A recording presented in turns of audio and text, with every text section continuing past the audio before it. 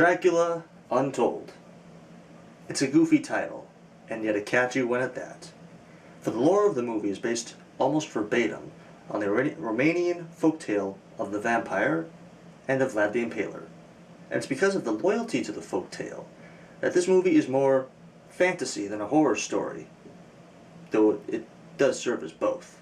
The writing team for this movie went out of their way, it seemed, to not just tell a folktale that inspired the classic blood-drinking villain, but to mingle together the myth of Dracula with well-documented tales of Vlad the Impaler, and ultimately created a modern myth, albeit a dark one, by simply recycling old material into a well-crafted, modern-day package. What's a shame is that the same could not be said of director Gary Shore.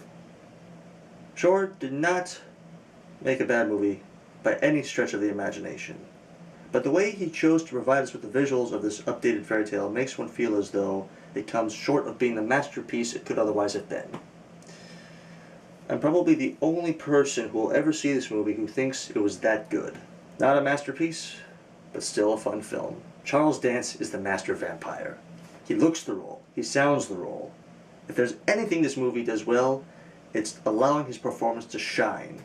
He transitions from being a monster to being a master to an observer. And at every moment we see him, he is utmost interesting, even compelling. And his voice is tailor-made for the master vampire. Deep, provocative, spine-tingling. If that was a Vocaloid I heard in place of the actual actor's voice, kudos to the sound team for making the voice sound as natural as it did.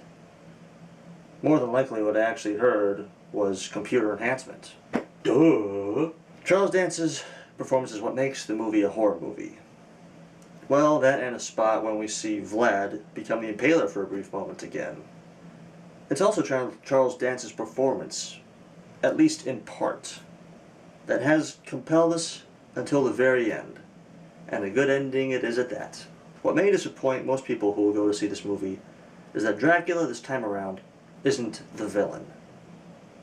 What I enjoyed about this movie, though, is how the writers, Matt Sazama and Burke Sharpless, were able to tell us why this time around Vlad the Impaler, aka Dracula, isn't the villain.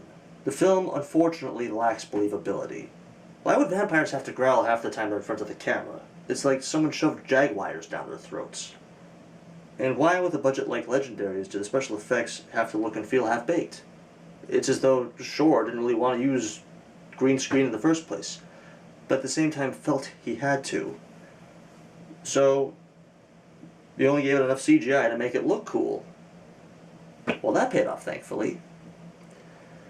The film's saving grace is that problems such as these do not distract from the experience of the overall adventure that the film presents us, nor from the interesting story that the scriptwriters are able to give us. I'm kind of on the fence. I either give this film 3 out of 5 stars, 3.5 out of 5 stars, or 4 out of 5 stars. It wasn't great, but I liked it. I thought it was good, and I thought it was fun. For a film that was rated PG-13, it's not hard to understand why people didn't turn up in droves to see this film. But even if most people aren't satisfied with what they see, well, that's them. It would be a shame, though, if this movie gets just a little bit underrated. Thank you very much for your time, and have an awesome day.